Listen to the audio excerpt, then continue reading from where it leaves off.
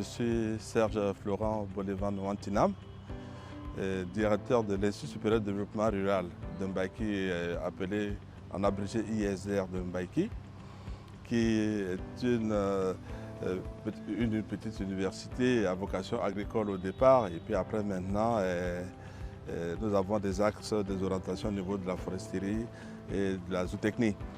Donc voilà en gros pour présenter très brièvement mon institut, qui est l'ISR de Mbaïki, en République centrafricaine.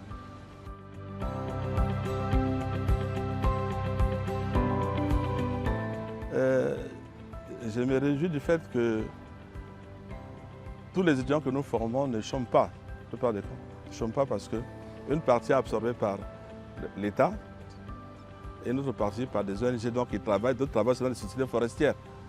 Le vrai défi, c'est que on a un problème de renforcement des capacités de nos enseignants.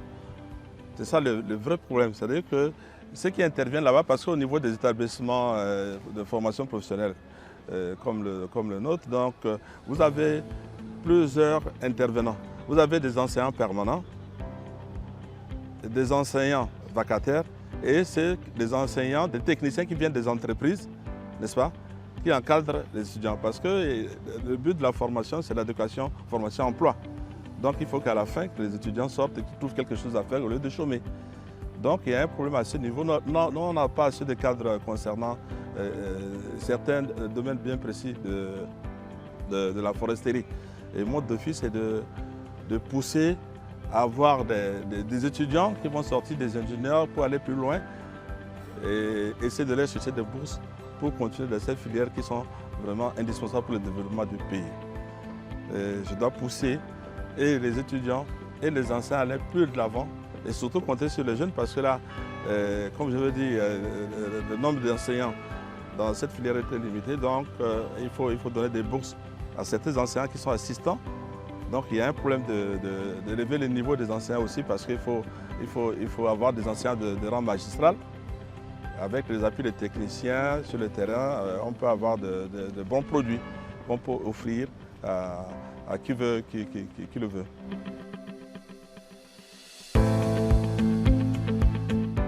Bon, pour un petit secret, je voulais dire, c'est que notre institution fait partie des institutions fondatrices du REFEAC. Voilà. Donc ça, c'est déjà un atout. Nous avons contribué à la mise en place de ces réseaux. Dont nous sommes là depuis dans ce réseau-là, même si les chefs d'établissement se succèdent à la tête des institutions, mais la RCA fait partie des tout premiers pays qui ont jeté la base de la création de ces réseaux parce qu'on s'est rendu compte que c'est important qu'au niveau de la sous-région, il faut que les gens se retrouvent ensemble sous forme d'avoir un réseau pour permettre de partager des informations et peut-être d'avoir les mêmes idées parce que c'est le bassin du Congo, c'est les mêmes pays, là où est le massif forestier. Donc là, ça c'est bien. Donc la RCA, mon institution fait partie.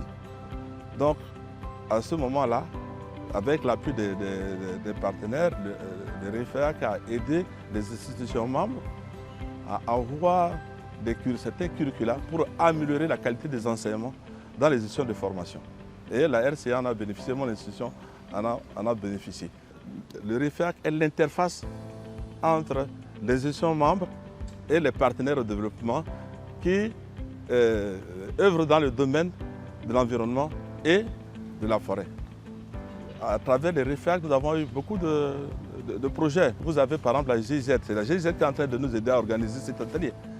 La GIZ a aidé les institutions membres à envoyer des enseignants pour le renforcement de leurs capacités en Allemagne, à travers le voyage d'études, l'école d'été, le voyage d'études où nous, les directeurs, après la formation de 3 mois, nous avons participé pour aller voir de visu qu'est-ce que nos enseignants ont fait exactement en Allemagne.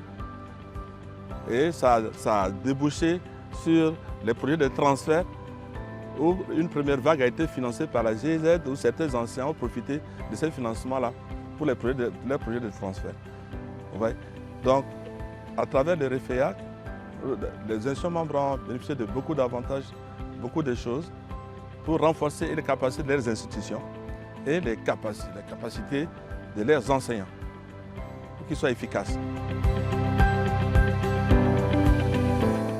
Oui, ben, l'espoir veut dire, vous savez, on est à mi-parcours. Beaucoup de choses restent à faire, madame. Ouais. On aimerait avoir encore un peu plus que ça. Mais vous savez, avec ce qui se passe un peu partout dans le monde, avec la crise, etc., tout ça, ça va naturellement impacter sur tout ce que nous envisageons faire. Mais n'empêche, nous allons toujours continuer à œuvrer pour améliorer les conditions de nos étudiants, de nos enseignants dans ce domaine de prédilection qu'est la foresterie et l'environnement, pour essayer de faire avancer, de participer au développement de notre pays et surtout la gestion durable de nos forêts parce que ce sont nos richesses. Donc on doit avoir conscience de les préserver. Voilà, c'est un peu ça.